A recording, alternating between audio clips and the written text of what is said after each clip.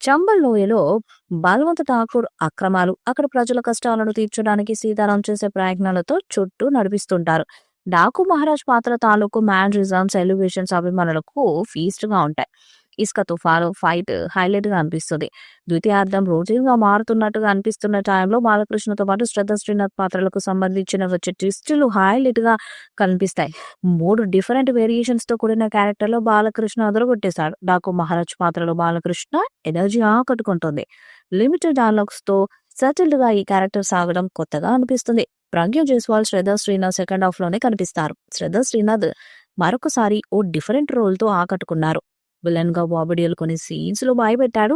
ఇక తమన్ సంగీతం ఈ సినిమాకు మరో హైలైట్ గా నిలిచింది.